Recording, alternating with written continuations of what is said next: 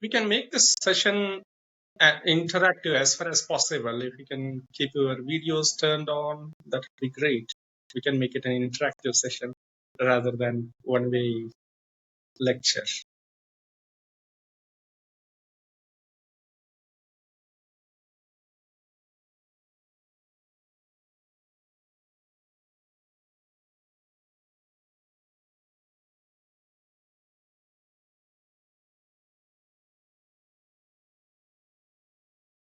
We will wait for one more minute and then get started. Welcome everyone once again.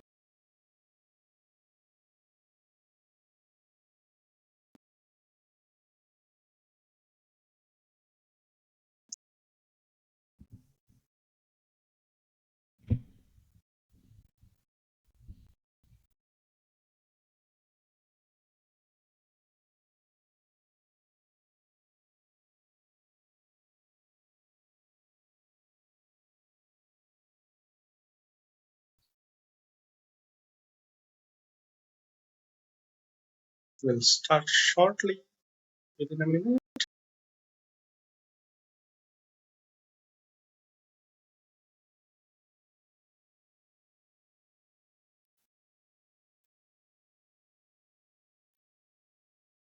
Someone had asked for recording. We'll see if it is possible. I hope audio will be clear. But as far as presentation is concerned, there is nothing much today. There's a single slide which will be used for most of the duration during this session. We'll try to record. We'll see how it goes.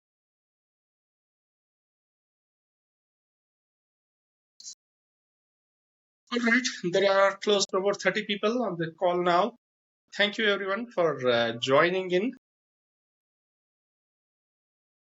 And once again, a request to make it interactive session.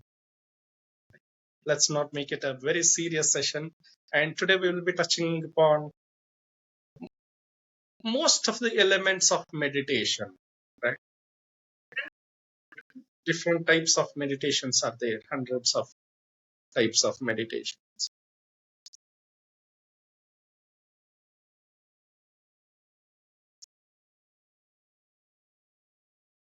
There has been a rush now. Many people are joining in. Those who joined just now, most welcome to the session.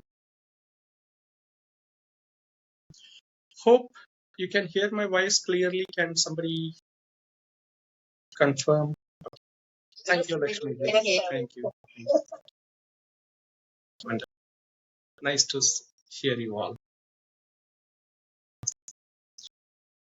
All right, we have about 36 people now. Let us get started. Sir, Ajit, sir, if you'd like, you will start the recording, yes, please, if it's possible.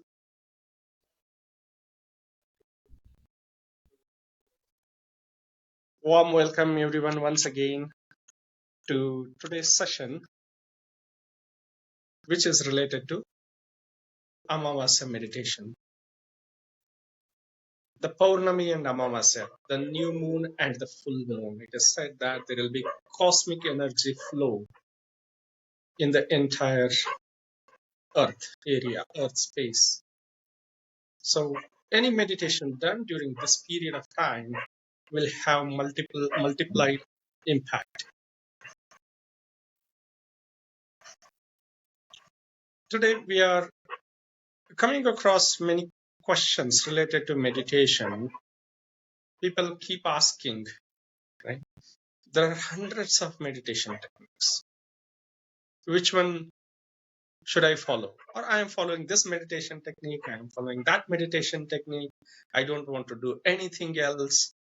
Right? My meditation technique is great. That kind of things keep coming, right?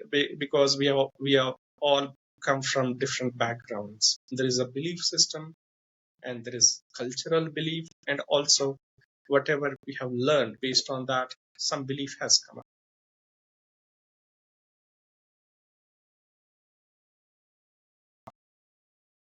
So the challenge is to identify what works well for each of us.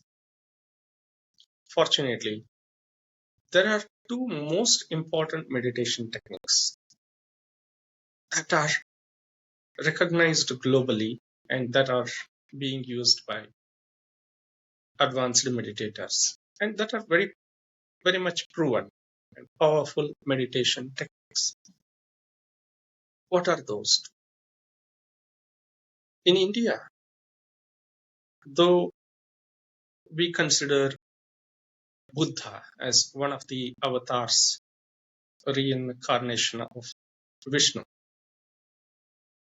all the people have heard a lot about Buddha, but not about Buddha's teachings. Buddha has influenced global meditation community in an immense way because of the simplicity that he has brought into meditation.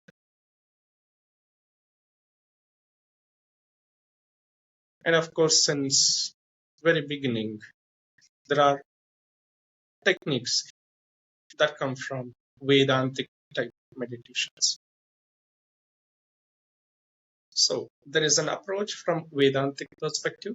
There is an approach from Buddha's perspective. Let us define what is reality, right? Vedantic perspective directly attacks and directly moves the attention to what is truth, ultimate truth. It believes in the fact that there is only one truth. There is no other. There is no secondness. So other than that, everything else is false, unreal. That's the definition of reality as per Vedantic approach. From Buddha's perspective, he goes with normal mindset for common people. He is one of the greatest psychologists that the world has ever seen. The brain is designed for duality, to understand duality. He cannot understand something which is non-dual, Advaita Siddhanta, which the Vedantic focuses on. What is reality? As per Buddha, anything that can be experienced is real. We can experience using our sensory organs. That's the only thing that is real. Inside the body or outside the body, but using our senses. That's reality to start with in the worldly level. Over a period of time, the progress happens. We start understanding the realities or the wisdoms associated with the experiences. Let's look at it. Let me share my screen.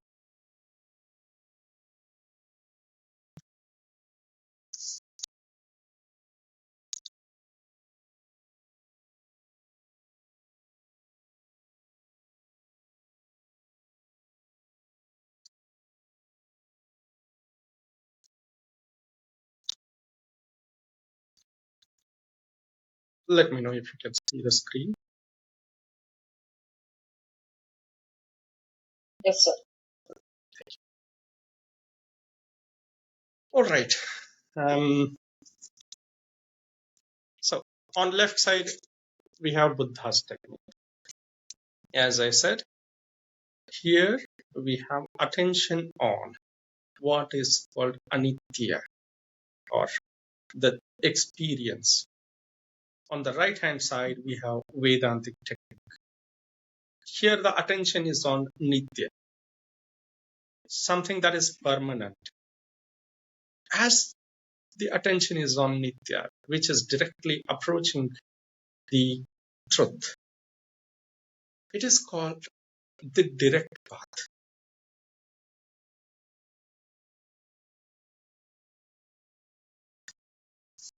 It just says anything other than the ultimate truth is false, is unreal. Just discard it. It focuses only on the final truth. In case of Buddha's approach, it is opposite of it. Buddha's techniques focus on what is unreal, anitya, the experiential awareness. All right, we'll start with Buddha's technique first. As per Buddha, we can be aware of experiences only in 4 ways using these senses. The first one, there is physical body that we can be aware of. Physical body in the sense, all the senses associated with the physical body. The physical body plus 5 senses. And the breath. Breath is also part of the physical body. This is the first way of awareness. How do we do that? Noticing the posture of the body. We can notice, right? We know what is the posture. If I am sitting, I am sitting. If I am standing, I am standing. If I am lying down, I am lying down. Recognize it. It is one way of awareness. Similarly, the breath. I know breath is coming in. I can feel it, sense it. This is all related to physical body. What else? The second one is awareness of bodily sensations. Whatever the bodily sensations, feelings, vibrations are there, they come under this purview. I am sitting here. Other than my anatomical body parts are related to the first way. The functionality, whatever is happening, that is related to the second one, sensations. It could be anything that is sensed in the body. Anything, any kind of vibrations in the body. It could be as simple as itching, throbbing, pulsating, tingling sensation, the sensation of pain, the sensation of numbness, anything that is experienced at a bodily level. The pranic energy flows inside. We keep feeling so many things inside. It's related to second way of awareness. Next. Third one, we'll go to the mind state. Many people think about meditating on thoughts. I'm not seeing Buddha telling anything about meditating on thoughts. We cannot be aware of thoughts. Right? We can know after effects. Yes, I was thinking this. But I cannot say that, yeah, here is a thought that is arising, it is so and so. It is not possible. The moment attention goes to the mind, there will not be thoughts. Thoughts cannot survive in the field of awareness in the first place. Right? So, what do we experience at the mental level? It is mind state, or we can also roughly call it as an emotion or a mood. I can be in an agitated mood or state of mind, or it can be calm. There can be lethargic, boredom, or there might be enthusiasm. These are all mind states, right, that keep arising, passing away, changing. That nature is there. That is the third way of awareness.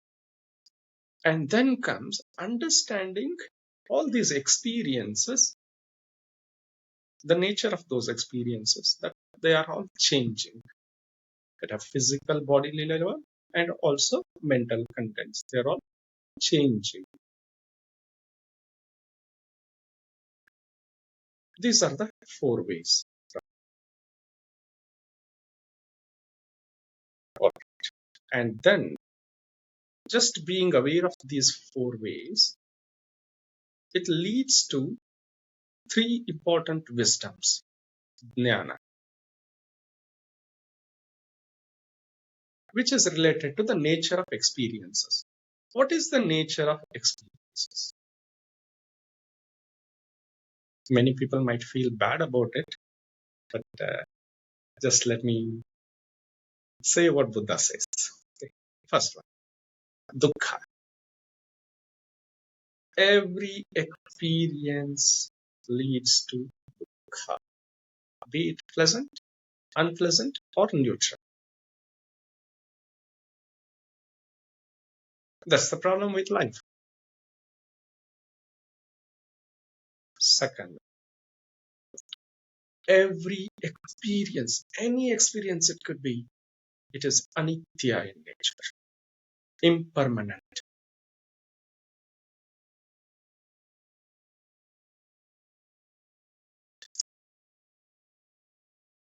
Any experience, third one,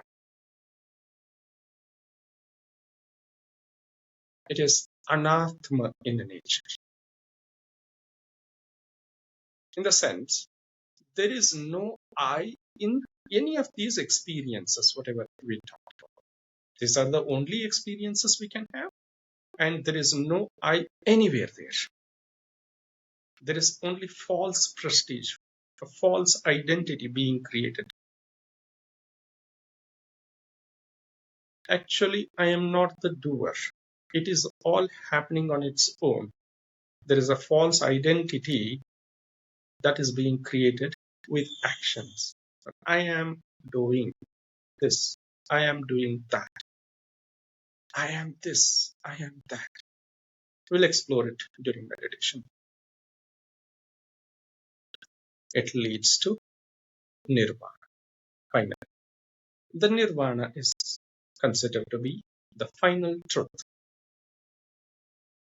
in case of Buddhist tradition, but as per Buddha's teachings. Now, from Vedantic perspective, it is the direct path to realize the truth.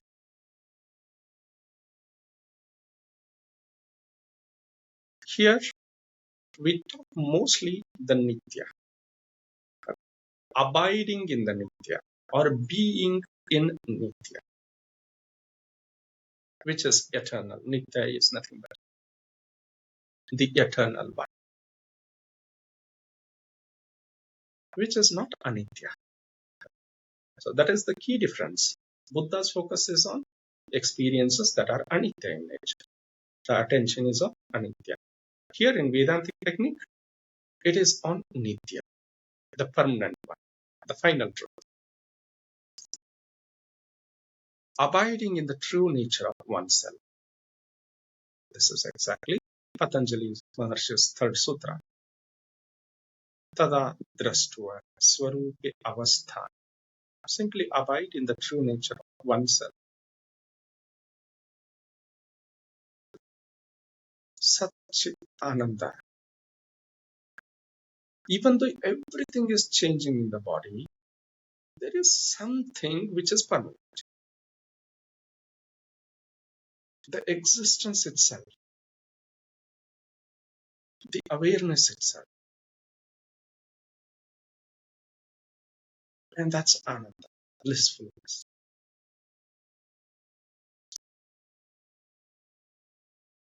It's also a pointer. Tattvam asi. I am that ultimate truth.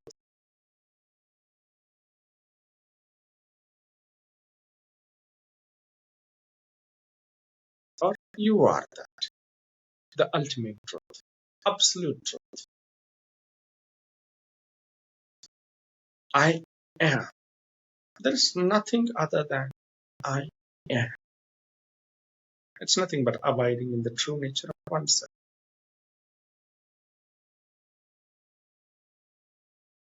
Aham Brahmasmi. They're all pointing to the same thing. I am the absolute, the ultimate reality. Everything, whatever she says, I am. Inquiry. Again, inquiry towards the final truth. Who am I? Or more precisely, what am I? It is definite. I am not an individual at an absolute level. So what am I? Which leads to the final truth. As Adi Shankara says, Jagat Mithya, Brahma Satya. We'll explore this during our meditation practice also. Jagat is anything that is experienced. Our mind, our body, the sensations. It is all Mithya, Anitya. That's what Buddha says. Brahma Satya, the final absolute truth, whatever is there. That's the only Satya, the truth. Nothing else. All other things are changing impermanent.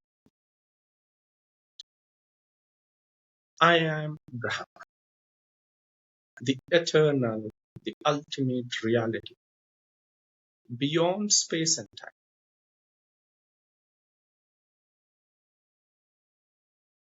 These are the pointers. These are the techniques of meditation. So here it is being in nature, not even witnessing or awareness. Awareness is only for the experiences. Final truth, it is I am being it. I am that. That's it. There's no other. Even the word I am that means we are pointing somewhere else. So more precisely, I am. That's it. Being in that state of mind. We'll explore it as part of meditation.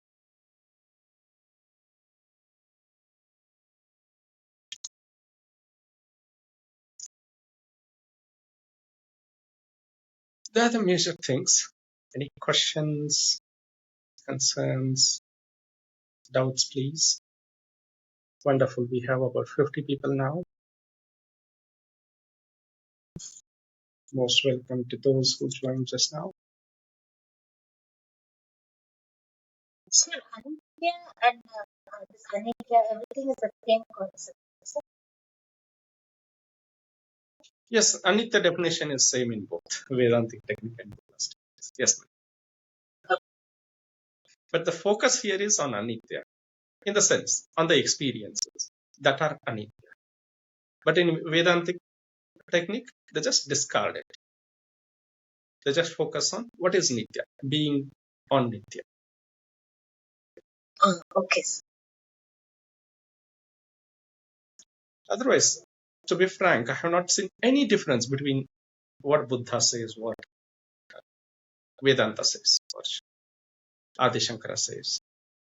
Only thing is the approaches are different. They are the two sides of the same coin.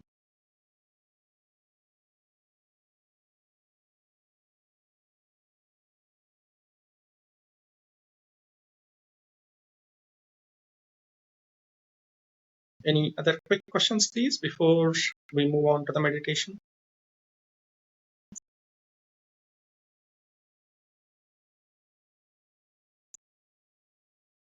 All right, let us explore the same things. We'll repeat the same as part of the meditation for about 20-25 minutes, for the next 20 to 25 minutes. Sitting comfortably with the back upright, if possible, with a sense of presence.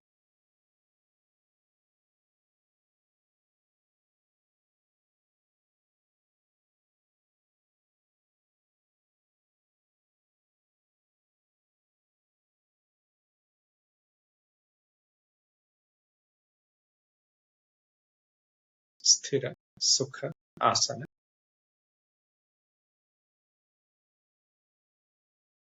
Sitting comfortably with back upright but not stiff.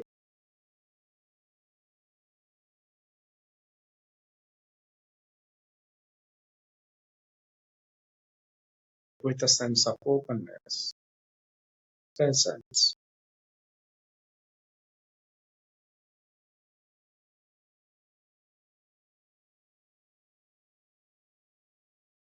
noticing how the lower portion of the body is supporting this posture, the legs, the hip bones, and how the spinal cord is supporting the posture, how the hands are placed, maybe supporting the posture to some extent.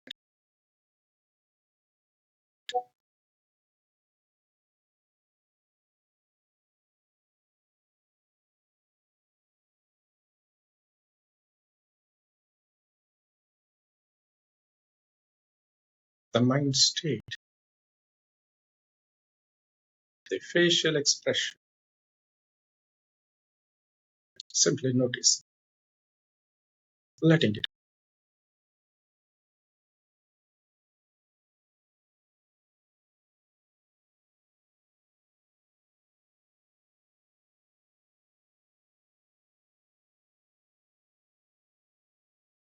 moving the attention to the breath.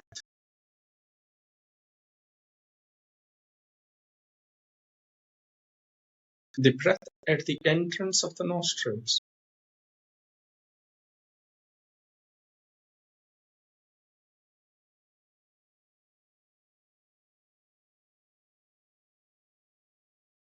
is the breath coming in or going out at this moment. How do I know? It is not thinking about it, but sensing it, feeling it.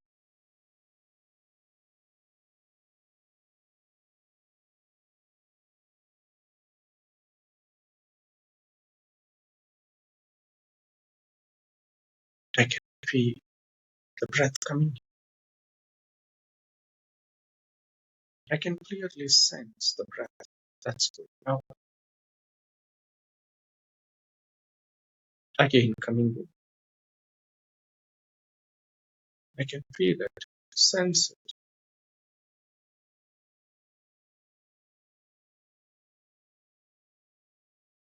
No guessing, no imagination.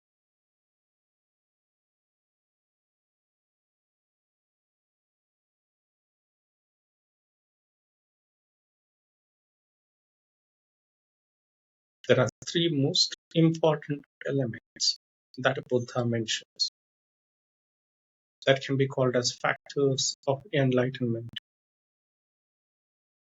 The first three, awareness itself, awareness of breath. Second one, investigative awareness.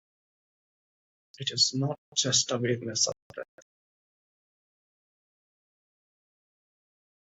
The nature of investigation is the breath coming in or going out. Is this breath deep or shallow?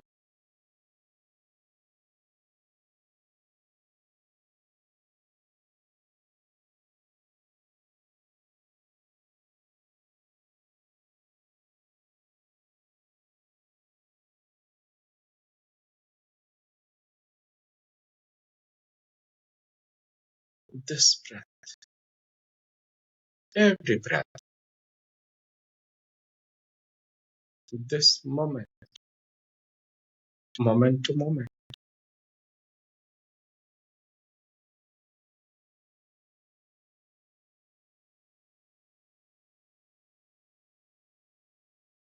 this increases the alertness.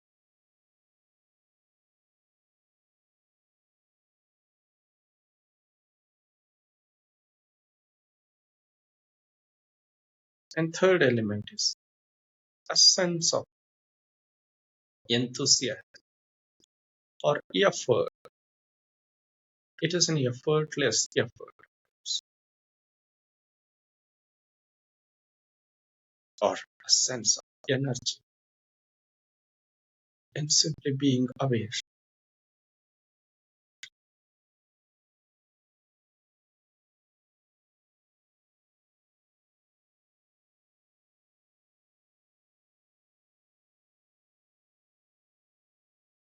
There is awareness of the breath.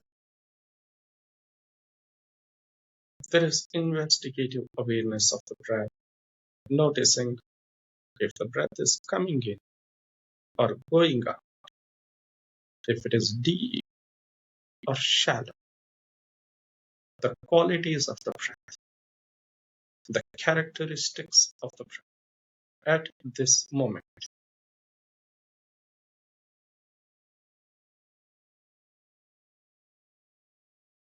moment to moment,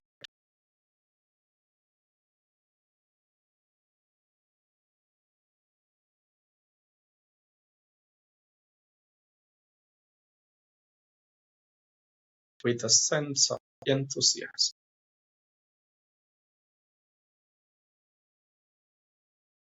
Can we maintain this awareness at least for 1 minute continuously?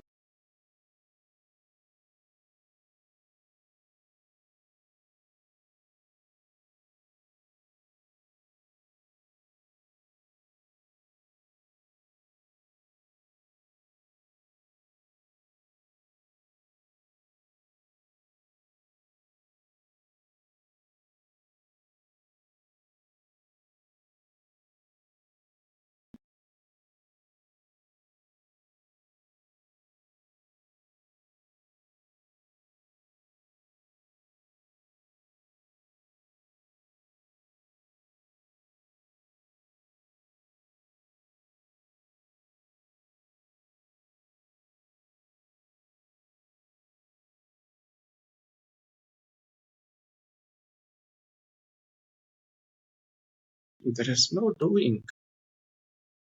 It is simply witnessing the breath, letting the breath happen, letting the body breathe based on its own requirements.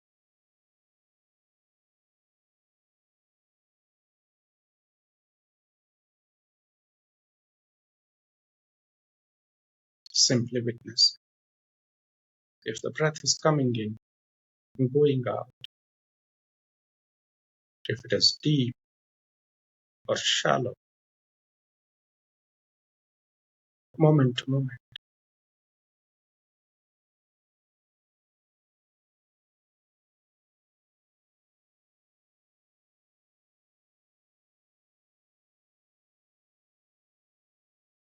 Once this awareness is maintained for about a minute or two, the mind gets stabilized, balanced.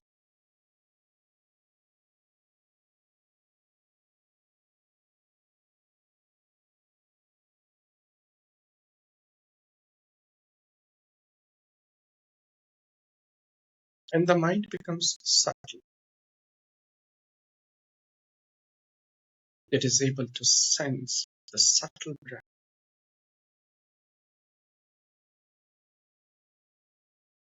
It is very alert, attentive.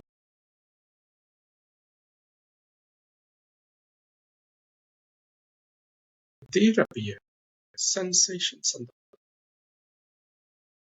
the non-natural sensations.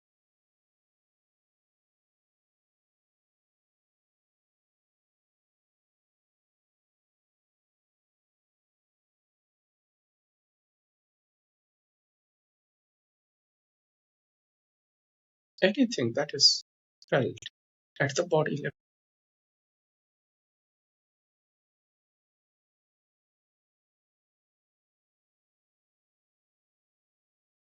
any experiences on the body. It could be as simple as tingling, itching, throbbing, pulsating, feeling of warmness,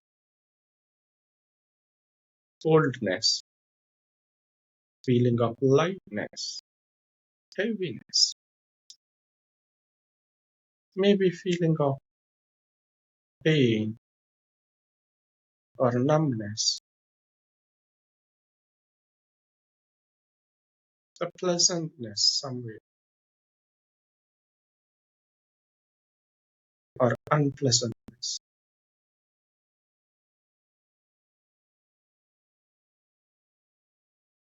It is not searching for something good, but simply witnessing whatever is arising, whatever is popping up, recognizing and letting it be. Simply witnessing the experiences at bodily level. There could be the feelings of pranic energy flows or a kind of electric pulses.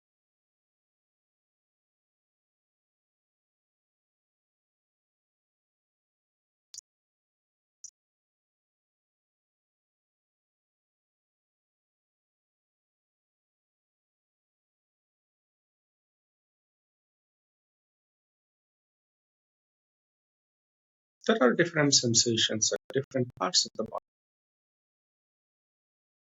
What sensations are here in the legs?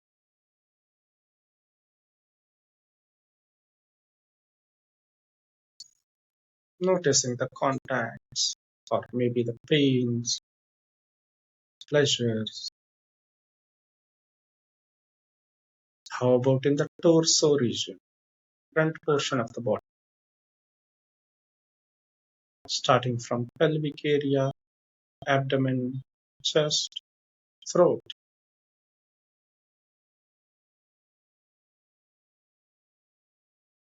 Whatever is sensed, noticing it, letting it be.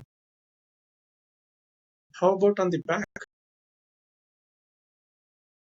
lower back, upper back, and the spinal cord, moving the attention through the spinal cord from bottom to top, sensing it, feeling it. No imaginations, no guessing. Simply noticing whatever the experience is felt, sensed. How about the hands? Starting from fingers to palms, wrists, arms, elbows, shoulders. Noticing what it feels like.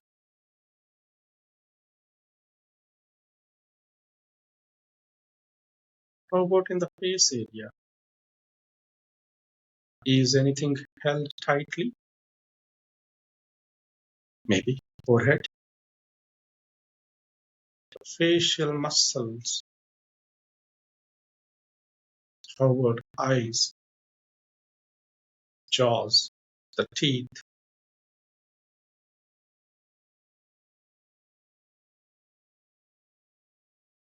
And what it feels like in the ears, nose, throat.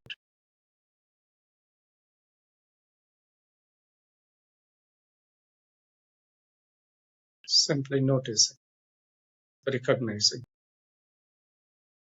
being aware of the sensations as they are and letting them be, not trying to change them, simply witnessing.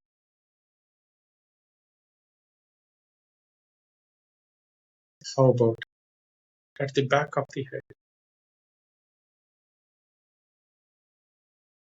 neck area,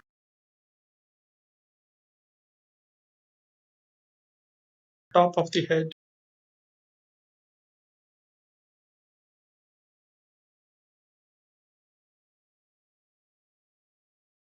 noticing sensations in this way throughout the body and recognizing the fact that all these sensations are changing,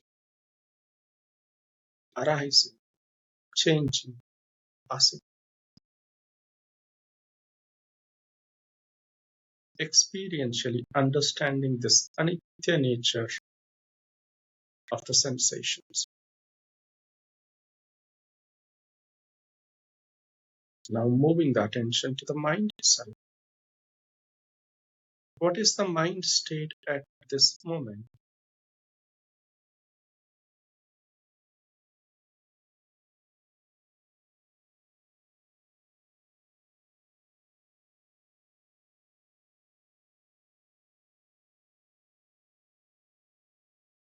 Is it agitated or calm?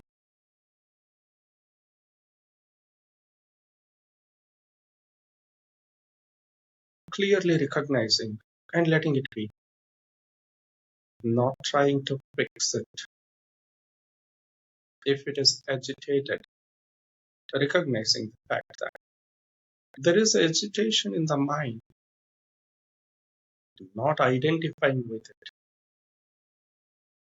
Otherwise, the mind makes it feel like I am agitated.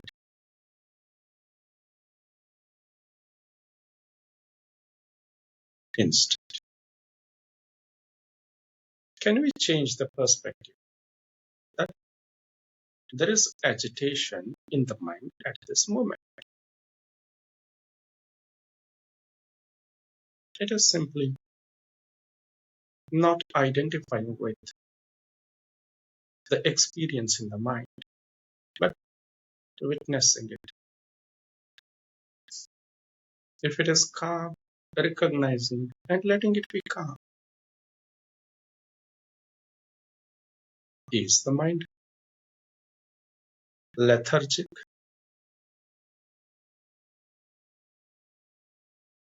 feeling bored,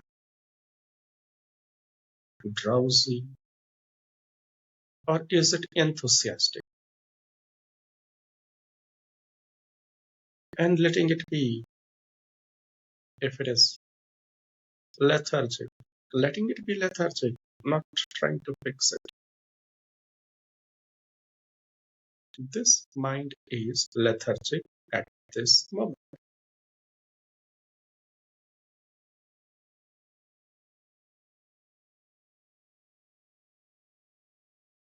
That's the awareness of mind state as it is.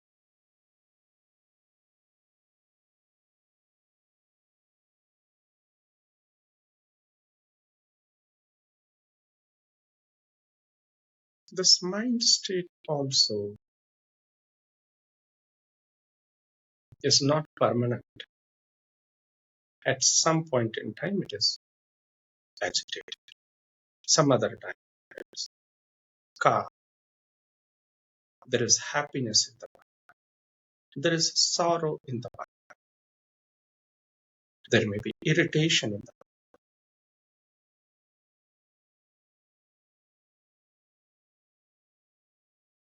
It keeps changing. Anitya,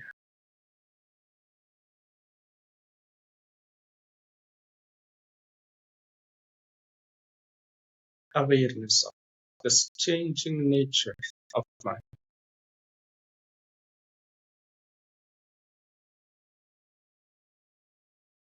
And recognizing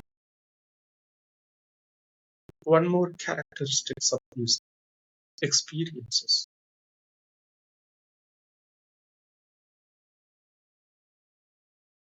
Experience of mind states, experience of sensations, that anatman, be it any of the thoughts or mind states or sensations. I am not generating any of them. The thoughts simply arise in the mind states happen, sensations happen, the energy flows, pranic energy flows happen, and action happens based on the circumstances. It's all happening on its own. There is no doer anywhere in this entire process. But some identity gets created, false identity that I am doing it. What am I doing?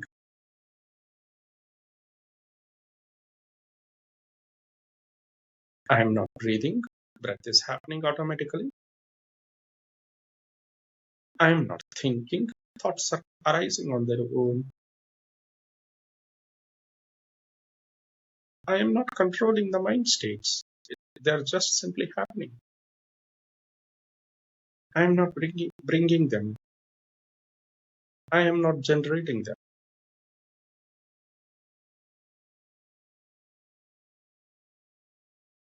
And I am not generating the sensations. They are also happening on their own. Situations happen based on our own karma samskara. Actions happen. There is only false identity that I am doing.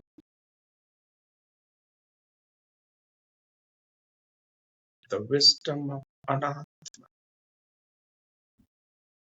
I am nowhere there in this process. Then who am I?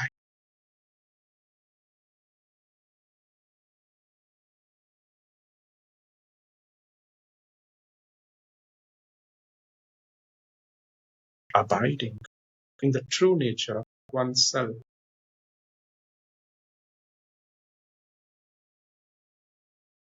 Tadadrastu. Swarupe avast. Even though everything is changing, all experiences are changing, there is something that is but that neither arises nor passes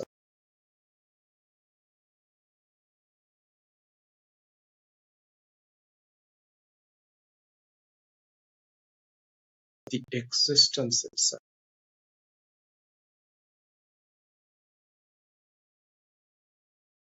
Pure awarenesses in which everything is happening.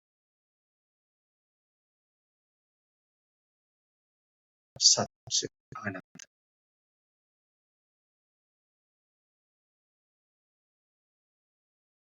I am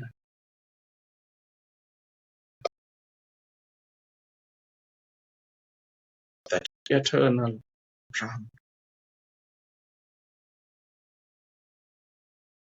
beyond time and space.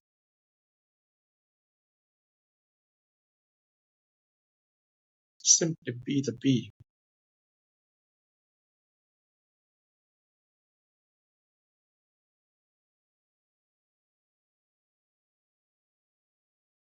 abiding in the true nature. I,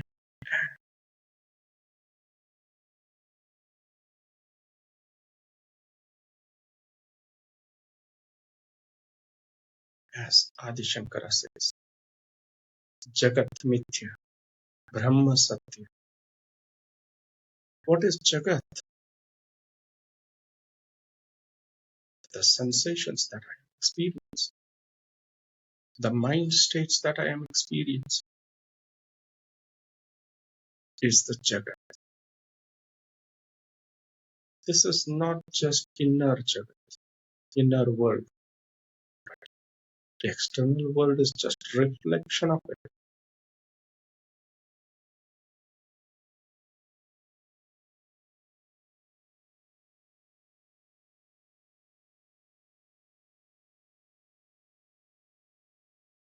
This Jagat is Mithya, Anitya, impermanent. It's all arising, changing, passing away. Brahma Satya, the ultimate truth. I am. That's the only thing that is true, reality, absolute reality, the eternal reality. I am that.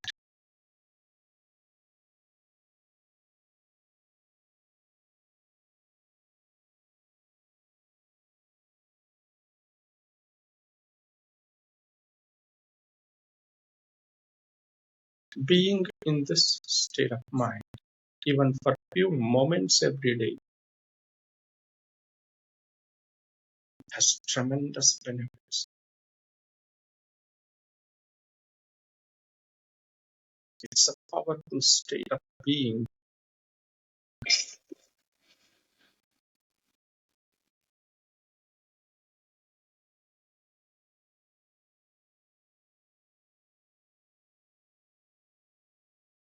Moving the attention to the body, to the breath, feeling the sensations of the breath.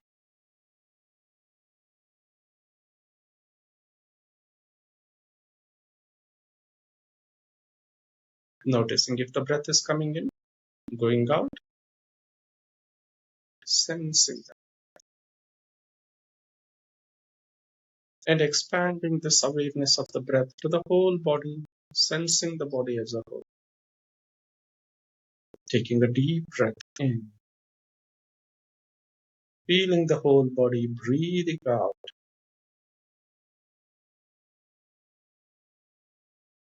feeling the whole body, taking a deep breath in, breathing out completely. Noticing the posture of the body, the space the body occupies, the facial expression, the way the hands are placed. With this wider perspective, let us step into the next moment of our lives, slowly lifting both the hands up, rubbing the palms with each other,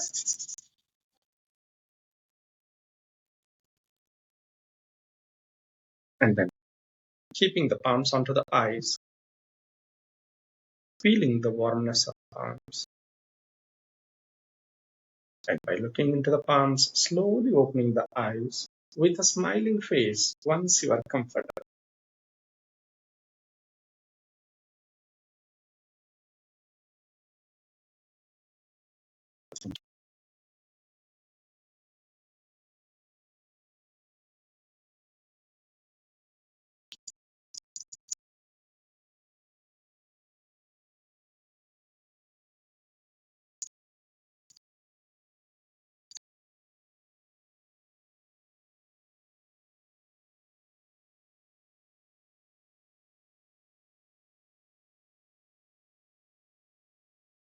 Most welcome. In case there are any questions, any comments.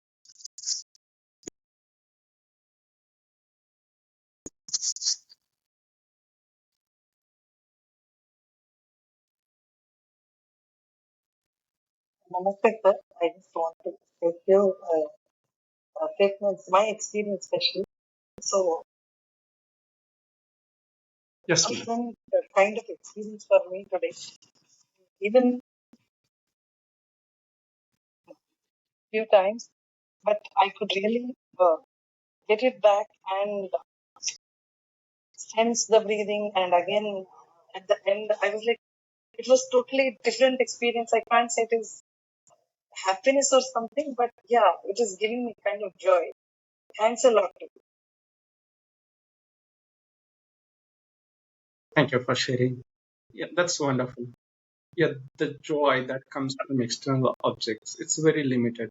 That comes from inner core of our being. That is unlimited. Just unlimited. Thank you for sharing. Super much. Yes, this Thank you, Krishnaji. Thank you. Swami, what times if you're guiding, it is easy for us to actually to go to that level.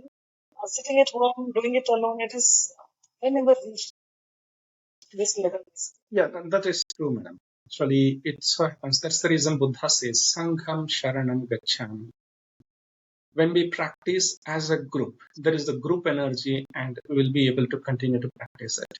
In my own case, about 30 years back, I had learned pranayama, meditation, etc. And in between also, I used to attend some camps, but I was never able to practice regularly.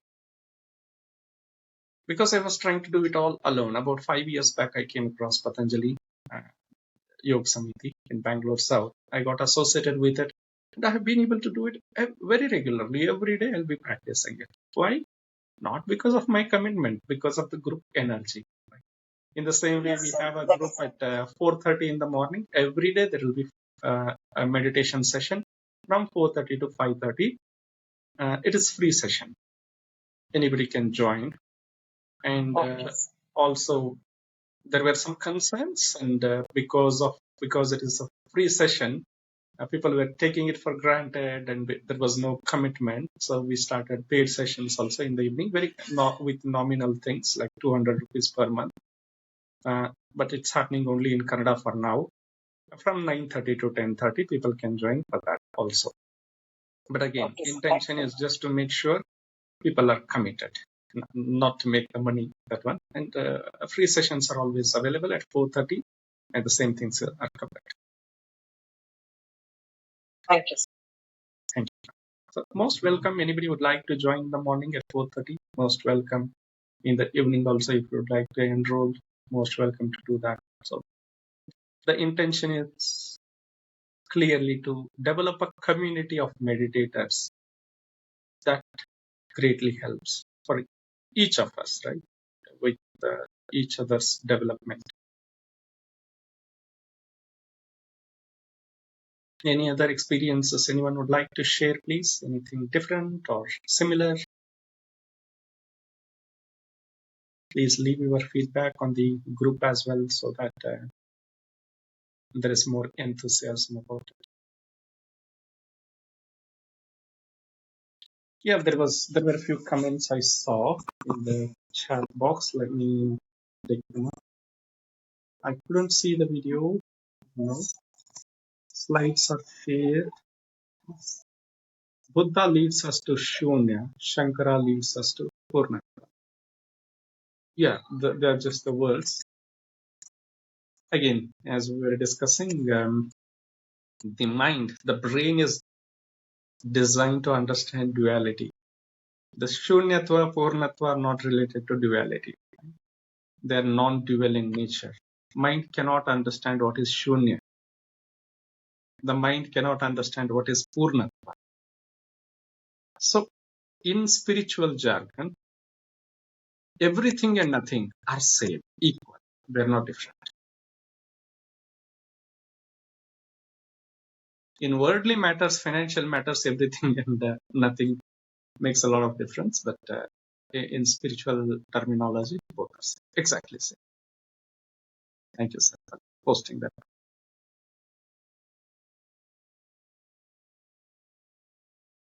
Anything else? Any different learnings from Buddha?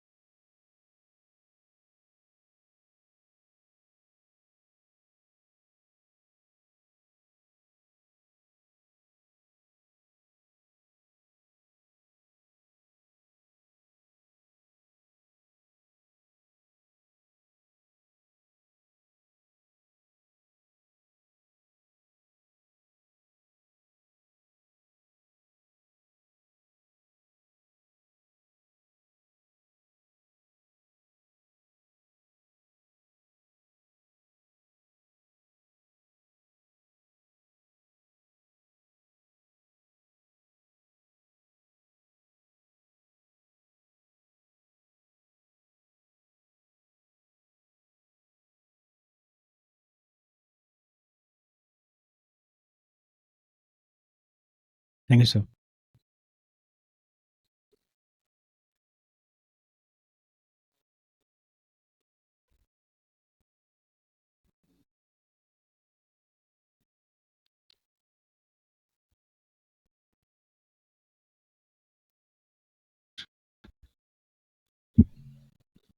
Thank you.